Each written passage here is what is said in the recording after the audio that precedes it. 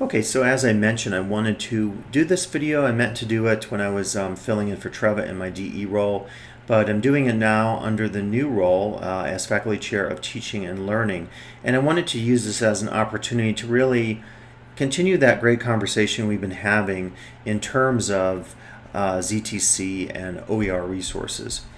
Again, if you're not new to LTCC, I think you're very familiar because so many faculty have been using OER, or Open Educational Resources, or ZTC, Zero Textbook Cost resources, in their classes, online classes, face-to-face classes.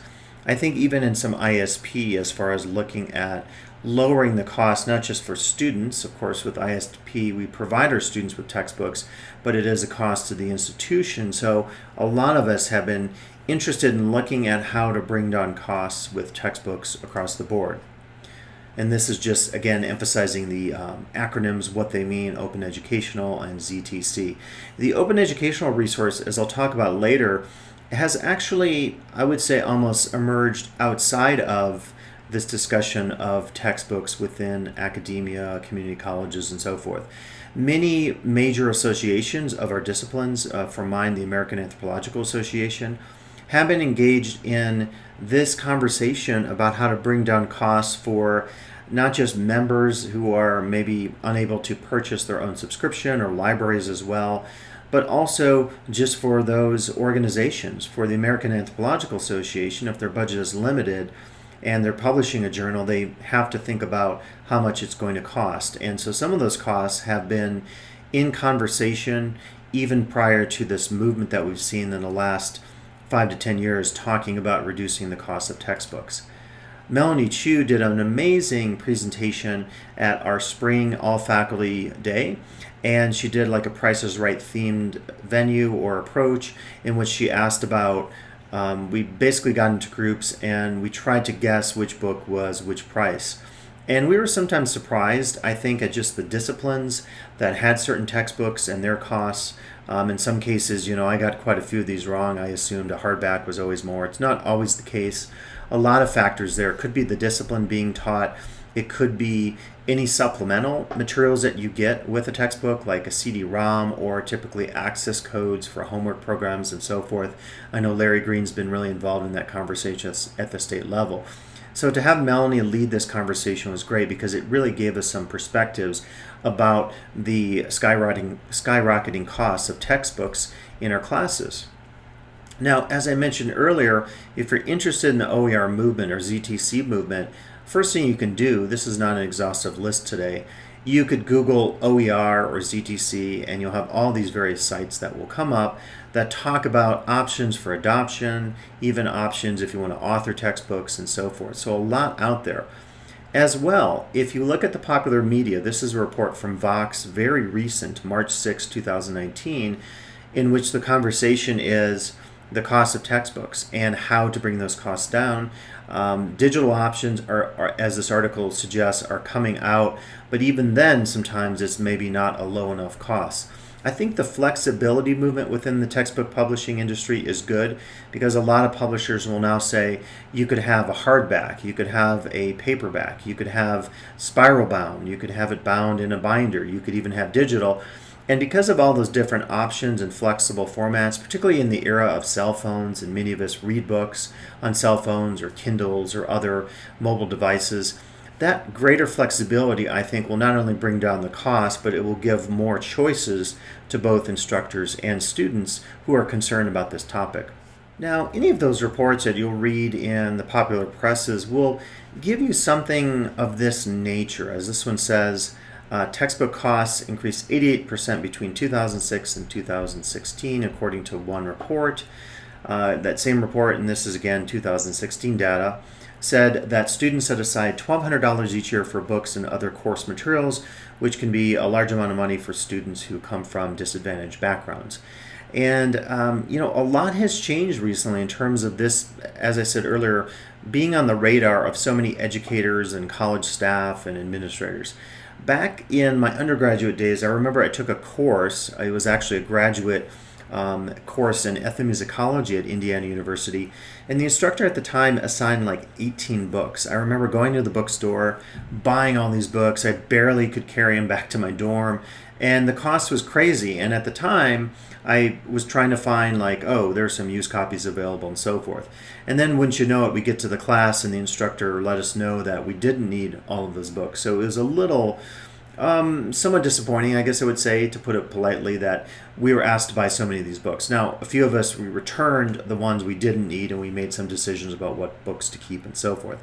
And one insight I'll bring to you from my undergraduate days, I remember, is back then I started in my hobby, which I'm sort of getting away from now just because of space, in terms of collecting academic books. I always stress in my classroom that if you get a book in your class, whether it's a textbook or a supplemental case study, a book of poetry from your English class, that it is often cool and important to save those books and to build up your library over time. So one concern I have about ZTC or even moving to online books is that that physical copy of the book is potentially gone, and there's just something academically research-based in terms of students having books, physical copies of books, and having them on a shelf as far as collecting and creating their library. So I kind of miss that a little bit, and I feel like it's something that parallels what many academic libraries are having to do, which is to really reduce their physical collections and move digital. And I think it's a sign of the times, and so we should really be aware of this today. I think when we're talking about many of these issues, including this slide here, the decline of the textbook empire, it's not just about faculty coming together and saying, hey, books are expensive. Of course we know that's true. It's also about the changing nature of literary culture in our society. I'm speaking here as a social scientist. It's about the movement to mobile media and social media in terms of print, the decline of traditional print journalism, all these changes happening in our society. And I think we should keep that in mind, because sometimes we get hung up only on this one issue, which is faculty and college staff are concerned about the price of textbooks. That's true, but there's another movement, series of cultural shifts and movements and happenings that are also pushing this emphasis towards open educational resources, digital resources, and zero textbook cost resources. So this slide here is once again really emphasizing how expensive textbooks can be. I know if you go to your local bookstore on your college campus and you want to pick up your textbook, you often are dealing with the fact that there are certain markups, and those markups are often legit in terms of having to pay staff and overhead and all that kind of stuff. So sometimes that has become an issue, and initially I think many students went to Amazon, they went to other online booksellers where they could buy a textbook used for, in some cases, like a 20th of the cost at the local bookstore. What I started doing well before the ZTC and OER movement in my classes is I started assigning old editions of textbooks. And the reason for that was when a new edition comes out, of course, it's more expensive. And if you have most of the information that you need in your old edition textbook and you can adequately teach your class, the students are able then to reap the benefit of that savings that you're passing on to them. So that's one strategy I've used in the past, and I would argue today that it's still a possibility to do some of that. Sometimes book reps and other folks don't like this, but again, it's really focused on trying to pass on savings to our students. And it shows you the increase in textbook costs. It shows you some of the other data here. Students skipping out on buying a textbook, financial aid to have to purchase textbooks, and 5.2 million, it's saying, U.S. students who use financial aid to buy textbooks. Now, let me just say, I'm trying to give a really balanced approach in this video today. One thing I will say to take the side a little bit of the textbook companies is that when you just see these numbers, there's 1,000% increase in textbook prices. Keep in mind the publishing industry has changed radically. I'm well represented in publishing industry. I've published textbooks, academic books. I've published popular stuff and more fringe, specialized stuff. So I know quite a bit about the industry. And I actually worked as a consultant for many years, a digital consultant for McGraw-Hill. And one of the things I discovered through my work with McGraw-Hill is that in some cases, textbook companies are trying to do things better by better developing resources. And a lot of times we just see the numbers and we say 1,000% increase. Well, when you get involved working with textbook companies, as I have, you realize that the research that they're doing, the marketing that they're doing, a lot of it is what we call ethnographic research. So, for example, in anthropology, one of the texts that I developed digital resources for McGraw-Hill nationally for the anthropology text, they were actually having focus groups with students sitting down and doing very directed focus groups where they ask them questions about how they study. So in other words, and this is why it's called ethnographic, they sit down with the students, they ask them, show us how you highlight your book, show us how you study for a quiz. So that information is very valuable because then what happens is the textbook company can go back to the authors or the digital reps or folks developing digital content like me, and they can inform us a little bit about some strategies to write questions or to write activities or to produce videos, as I did many years for McGraw-Hill. So I want to throw that out because I think we don't hear that side of it. Since I come from a strong publishing background, I will balance that out. I think that conversation hasn't been really had in our local discussion of ZTC and OER, just from the perspective of the textbook company, because a lot of people don't have experience maybe working directly with publishers. And this is talking about the death of print. So this goes back to my earlier question. So decline in traditional newspaper, total number of print books, which I find shocking, percentage of students who look for e-textbook adoptions, percentage of students using an e-textbook, again, on some kind of mobile device. Typically, it would be an iPhone, an iPad, an Android device, and so forth. So this is, I think, very important because, again, what's pushing this movement is not simply a conversation among college staff, faculty, and students about the high cost of textbook. It's the entire transformation of our literary landscapes in terms of how we read, in terms of how we get information, and a lot of that is moving to these mobile devices. So good to know that information for sure.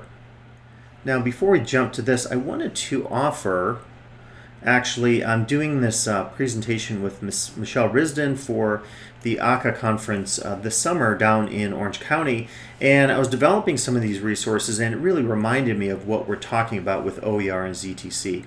This is an overall awareness of the challenges faced by community college students, homeless, food insecure, and so forth. Student loans are a big part of that as well.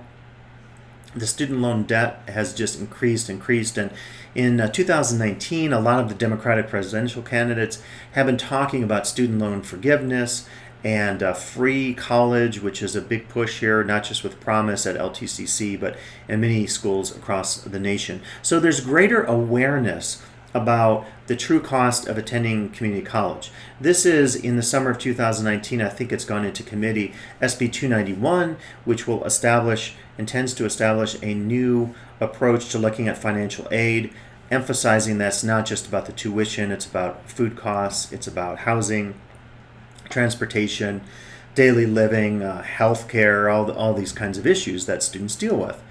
At LTCC, we've been aware of this, and our equity office has done a great job in terms of offering this very extensive food pantry. I know that's going to be moving in the summer of 2019, so you can certainly check that out. This slide is also highlighting what Melanie did with our faculty day that I already mentioned to you. And I'm also talking about housing efforts. This is a really big deal. If you go to the Tahoe Prosperity Center, click on their website, they have extensive data about the housing crisis in Lake Tahoe. Many of you know it's super, super expensive. If it's expensive for us as faculty, as staff, as administrators, imagine how expensive it is for our students. So the good news is that we've signed the first round of a rental lease agreement locally that will give affordable housing to up to 30 students. And then down the road, in the next year or two, the board will be talking about some other concepts about actually building housing on campus. And I think it's a great opportunity if that could happen. And the last one to mention here is another bill that I think is also in committee at this time in the summer. It's AB 302, and that would require that community colleges stay open 24/7 to allow students to sleep in their cars. And when I see this, on the one hand, I'm kind of shocked and disappointed. But on the other hand, I'm thinking, if this is the only option, if so many of our students are housing, food, employment insecure, this is at least one guarantee that they could have in terms of providing for them while they're taking classes. But what does this emphasize to us? I think it emphasizes to us that it's a new landscape in terms of the community college. And so zero textbook and OER opportunities out there are one way to really not maybe minimize, but somewhat reduce the costs of attending a community college. Even though it's a great deal, particularly with Promise Now, it's not always the case for so many of our students. So we have to remember that and have that on our radar. Jumping back to some of the more textbook-related issues with OER and ZTC, I wanted to show you this slide. And this was talking about, do you want to try to do something in terms of creating your own interactive textbook? Through Larry Green's leadership on campus and Melanie, there have been opportunities for grants for faculty to curate. I've taken advantage of some of those, or even write their own materials. Many of you know that for our ISP or Incarcerated Students Program classes, many faculty have been involved in creating original content, and then the idea is that because you created it, you retain authorship. It's passed on as a savings to our students. And we shouldn't forget the hard work that our faculty have put in terms of creating some of that work, particularly for ISP. And I know the compensation maybe is never enough, but it's an opportunity to thank faculty today for the hard work that they're doing. And this is talking about this, right? Depending on how you want to approach things, depending on how you want to deal with your own publishing, if you want to think about publishing, there are opportunities out there. But again, some of these could be very involved in terms of some of that work. I thought maybe I would just take a second here to show you, because I've done quite a bit of publishing. I'm just looking at my website, and it's just scottlucas.com. And I've done quite a bit of writing like in the academic publishing industry. So I've written books on immersive spaces, on theme parks, on film theory, criminological theory. This is just a slew of the books. And I show you this because I worked with so many different companies, and each of these companies had a different approach. They had a different approach in terms of my authorship and what I was expected to produce. In terms of this press here, known as Lexington Books, they required I actually did my own layout. So that was kind of a challenge at the time. I was using a program that's no longer in existence called Quark Express, which it took a lot to learn this. I had to create a table of contents, an index, and it was very, very time consuming. Some of these presses up here I worked with, Focal and Reaction out of the UK, they had a lot more help for me in terms of laying out the book. I didn't have to do a lot of that. They also offered opportunities to help with some of the photos I included in the textbook, and photos themselves can be a really big deal. And then this book on criminological theory was an edited collection, and so totally different dynamic with a different press. The latest one I did is this one here. It's a collection, a reader and theme immersive spaces, with a press, ETC press, out of Carnegie Mellon University. What's cool about it is you could read it for free. So you can actually buy through Hulu, which is an on-demand print house, a physical copy. But if you want to read it for free, you can, and it's available literally for everyone on the planet. So I've taken my own initiatives in terms of publishing in this realm, because I thought, since I've worked with all these different presses, let me try a press that whose mission is primarily to have an open educational resource, or an open academic resource, whatever you want to call it. And so I think it's cool to think about that, because sometimes we as authors too share some of these concerns about making our research more accessible. And let me say, from a marketing standpoint, not that I'm marketing this, because again, most of these books I don't receive royalties on, but if I just want my research to get out there, if I want people to read some of the work I've done, what a great opportunity for me to get the word out by having it freely available on the web for other folks to read and comment on, and maybe even cite in some of their own academic research.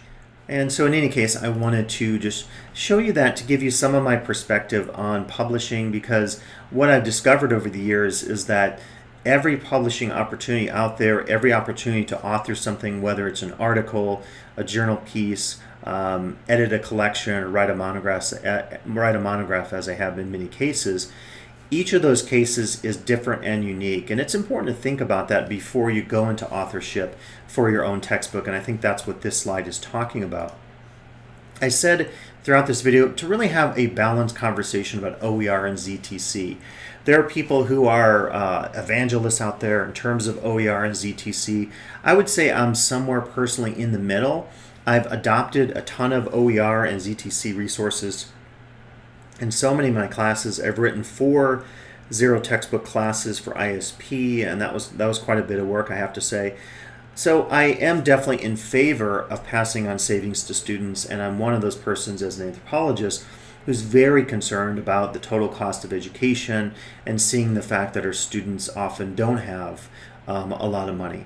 On the other hand, I'm also very realistic because I've had so much experience in publishing and editing, and I realize that authors sometimes put in a ton of work. They toil in terms of writing the textbooks for their various projects, or writing academic books or journal articles, and often they're not compensated for their authorship. And as an author and as someone who lives with a writer of poetry and memoir, and someone who has many friends who are in publishing at some level through research or literary publishing, I feel like that conversation about the author having his or her time compensated for fairly with writing is also not talked about in this whole conversation about OER and ZTC. Again, if you have experiences in publishing and editing and authoring, you take that to heart because you realize that there are opportunities certainly to pass on savings to students, but then there are also opportunities that through that process, authors out there could be, the word exploited maybe is a little strong, but could be paid less than what their value is. So just to throw that out as a bit of balance in this conversation. Now, as I said earlier, there's a movement within academia focused on this very issue of how can we bring down costs. Some academic journal subscription costs, like for a library, for some of the science journals, could literally be $18,000 to $20,000 a year for one print or electronic journal. And a lot of these today, if they still are print, they often are doing both print and versions. So a number of years ago, the journal Cultural Anthropology decided in 2014 to make it freely open and available. Again, the concern was it's too darn expensive, and if you're at a small community college and you want your students to read cultural anthropology and you can't afford the subscription costs, guess what? You're essentially shut out of that resource that bigger universities like Duke University can't afford because they have a much bigger and robust library budget than LTCC does. And that's probably another conversation we want to have, and I'll save that for Melanie and the folks at the library. I know they just went through their library program plan, which I advise all of you to check out in the last Senate agenda in late June of 2019. You can get that on board docs. But really eye-opening in terms of how libraries are starting to move their collections, and maybe less print copies, more moving towards media and flexible meeting spaces, and really boost their Wi-Fi and internet and e-capabilities with devices in the library, because that's where students and library users from communities are headed, I guess you would say, in this movement. This is another example of just how expensive academic publishing in terms of journals can be, and this is saying the UC system dropped a $10 million a year subscription to the world's largest publisher of academic journals.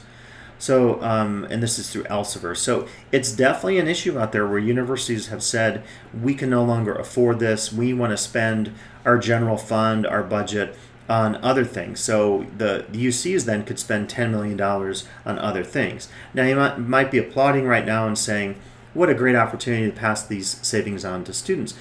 I would caution us, I hope that this doesn't mean, and I haven't looked into this story, that the library resources are being cut. That would not be cool, to save the money, but then you're not boosting up the resources that are lost in terms of libraries. So I would want to read more about this and just find out exactly how they're preserving the important library and media resources. This is another example. Petitions being signed. 17,000 researchers taking a stand, saying that it's too expensive to afford some of these journal subscriptions. And so you could see 17,470 people at the time of this screen capture took a stand. Now, I mentioned this earlier, I think the question, when you start talking about this, people start to equate textbook companies and maybe Amazon.com with other companies out there, this sort of movement that's happened really on the left and the right in terms of the anti-corporate viewpoint that many people share politically in their everyday lives on social media and so forth. I'm not really going to take that position today. I'm not one of those who would say textbook companies are evil. Many of them, like Oxford, are working on models that aren't focused on profit, and they're trying to pass on savings to students. So all the textbook companies are making strategic shifts in terms of how they're thinking about publishing, in terms of costs, in terms of all those flexible options of hard versus soft versus versus bound copy, as I mentioned earlier, versus e-copies. All the companies are doing this, and again, I say this from experience. So I think before we cast judgment on textbook companies and say they're evil, we really need to take a balanced approach about this and look at the entirety of the industry, talk about authors and their hard work, talk about the success of the new textbooks coming out. Are they really academically strong enough in terms of giving our students something that's challenging, or are they maybe a little light, sort of taking like a USA Today approach to a textbook? So that's another conversation to have. Now, the good news out there is, I think with this movement of OER and ZTC, books are more affordable.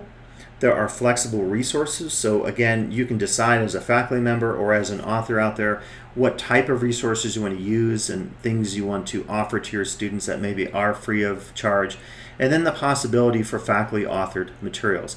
Again, I think how can I say this? I think sometimes it sounds easy when you say this. Coming from a writing background, having authored numerous textbooks, over, I think, close to 50 or 60 chapters in books and academic peer-reviewed articles, I would say that writing is one of the hardest things. I've been writing as an academic for the better part of probably 30 years, and I'm always challenged when I'm editing or doing research or trying to develop something new in terms of a new article or book chapter. So I want to say that because I think the idea that going out and authoring, if you've never done it before, is easy is really a misnomer. And I would challenge that just by saying it's not as easy maybe as it sounds. And so I would just hate to say that it's going to be easy if you choose to go down this path. By the way, in my new role here, I would advise you to come by my office here in the B Wing sometime, and we could have a conversation about some of this. If you want to talk about authoring your own materials, since I've done this before, including a sociology textbook, I'd be happy to have that conversation with you about what that is like. Now then, some of the bad news. Potentially poorly written materials. And I'll update this in just a bit on a future slide, but one of the early cultural anthropology textbooks I looked at when I was researching some of the OER ZTC stuff out there was really bad. I mean, it was basically a wiki page with typos and old information and no citation. So one of the downsides of this is that some of the materials are really bad. Now, an upside, as I'll get to, with OpenStax and other companies coming out, the quality material is now so good that it's on par, if not equal to, what we see coming out of the big publishing houses. Decline of academic authorship. I worry a little bit about this in that the role of the author is maybe waning a little bit. I talked about this earlier in terms of authors not being compensated fairly for the materials and their time writing and editing. Also, another issue potentially is if you're not experienced in editing and authoring, it can be really hard to just jump on top of this and to think about, how do I structure a textbook? For every book I've edited, for every book I've written, I had to produce a very lengthy prospectus. This was basically an argument about why my book made sense. I had to write about the table of contents. I had to write about how it was academically sound. I had to discuss the market. So much of authorship doesn't even happen at that practical level. And I'm not saying if you do your own OER textbook, you're going to have to do a prospectus, because it's not usually that traditional in the sense of working with a publisher. But still, that background, that foresight that goes into thinking about how to edit or author or curate something doesn't come overnight. I've been writing for over 30 years, and I'll tell you, to this day, I still have challenges when I sit down to write a new article or think about a new book and so forth. So really, perspective is important here in terms of the authoring and editing side. The other side that can be, I think, a potential bad news point is the stealing of copyrighted materials. If I just scan some books I have in my office and I upload those to a Canvas site, that's passing on the savings associated with the cost of publishing to the students, but it's not really fair to the authors who toiled and spent days and days and weeks and years likely researching, producing high quality work, all the peer review process that took place, and then not be paid fairly the royalties that they deserve, which is part of their time that they put into it. And let me say from experience, it's never enough with academic writing. Then that's really bad, right? It's bad on a number of levels. It's also bad because you're taking copyrighted materials and you're basically stealing them. And that has happened in academia. If you've heard about Sci-Hub, it's this Russian site that some folks opened up, and you can type in a keyword or a URL and try to get a free copy of a journal article that people have basically uploaded to this massive site, because the idea being it's so expensive to buy articles or get articles that are hidden behind pay per subscription firewalls. And so this is, I get it. It's kind of a guerrilla project to try to share information. It has like this libertarian, information setting itself free kind of thing. That I think is very cool. But the other side of it is that, again, there are processes by which we publish and disseminate work in our academic disciplines. So I'm not willing to say that this is cool in terms of this approach, because I do think that it potentially infringes on copyright and it's stealing and so forth.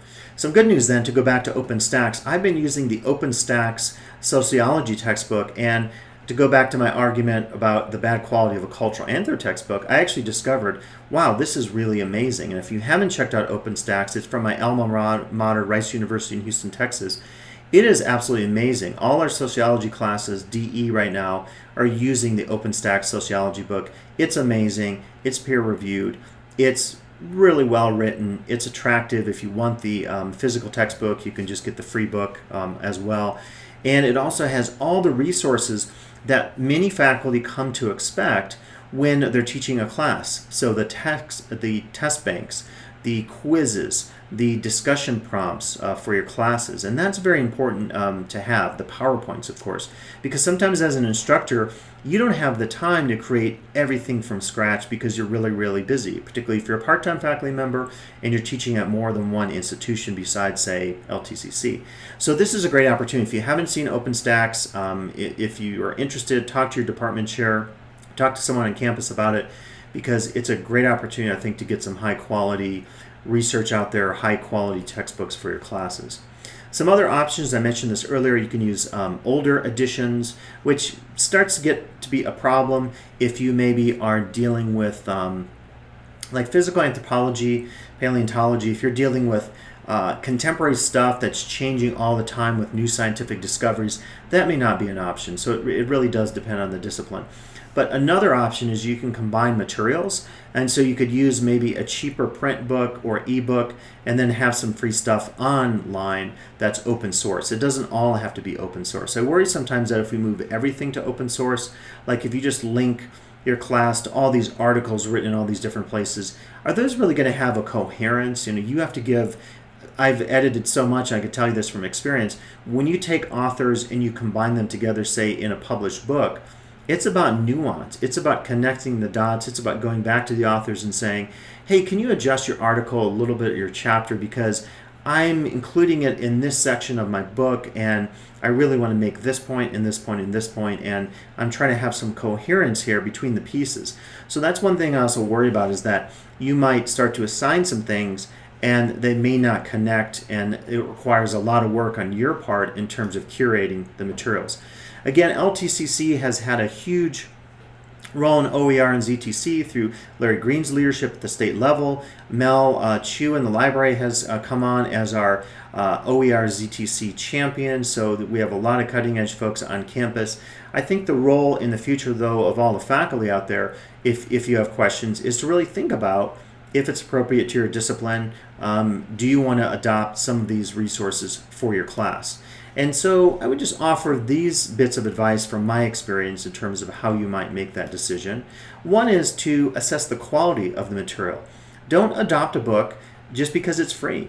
if it's really poorly written, if you see typos, if it's just thrown haphazardly on a wiki page or something like this, that may not be good for your students. You want to pass on savings to your students, but you do not want to shortchange them in terms of the academic rigor, the peer review processes, the research, the data that goes into writing quality academic work, whether it's a textbook or a monograph or an edited collection. So by all means, assess the quality.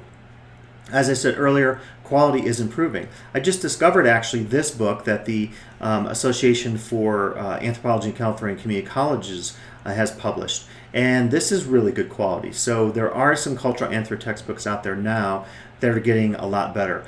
And the thing I would mention to you is that because these are all open source, you can often just look at samples, download the entire book, and you can make a quick decision. You don't have to wait for a press to send you a hard copy of the book, as used to be the case 10, 15 years ago. As I mentioned earlier, if you're thinking of authoring or curating or editing your own materials, don't do this unless you're really ready. It's not easy. Don't believe anyone who says it's easy to do it on your own. It just absolutely is not. And so if you take this on, you likely won't be compensated for it. I mean, I'm thinking we've had some really nice grant money through Larry Green's efforts. Well, once those go away, I would imagine, unless new grants come up, you might be on your own, or you would have to talk to a publisher if you want to do something on a more national scale and maybe publish an open educational resource text nationally that could also be used in your local class. But don't take on too much, because it is never easy. Don't just base your decision only on price and savings. In all aspects of deciding any issue for our class, we wouldn't just base it on one economic decision. So just because it's the cheapest doesn't mean it's the best for our students. And I will say, going back to my earlier study or example from my ethnomusicology class, yeah, I was asked to buy 18 books, but I also realized that there was a sacrifice. And I was living at the time in a middle income family, so certainly I had the opportunities to get some support through my parents for my undergraduate education. I realize not all of our students have that opportunity. I've taught at a community college here going into 22 years, so I totally get that.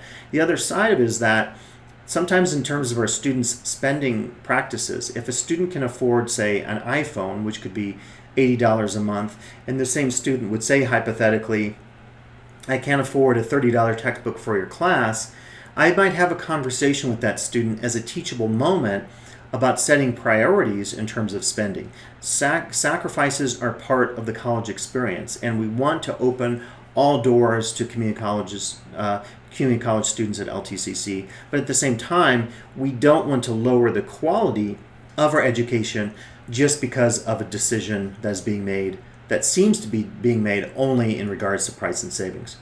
Think about the student value in terms of holding on to that textbook for a few years. So as I said, as an undergraduate student, I love the fact that I was slowly building a library over time.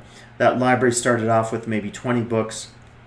I think in the heyday I had over 2,000 books, and now I'm paring that down quite a bit because you just run out of the room in your home, where you live, wherever, your office, for those physical textbooks, for those academic books. So there is a value to this, and I hate to see losing this in terms of just that physicality of a book, going through a book, the smell of the book, the feel of it, the type of paper, the print, just engaging with it physically. It's the same thing like with the New York Times. You're at your favorite coffee shop on a Sunday afternoon and you're reading the New York Times. It's a tactile, physical, sensorial experience that's quite different than doing the same on an e-device, on a Kindle, and so forth. It's getting a little philosophical, but again, I think there's a value to holding on to those textbooks as part of your library as a student moving through and advancing in a discipline, perhaps becoming graduate trained in that discipline.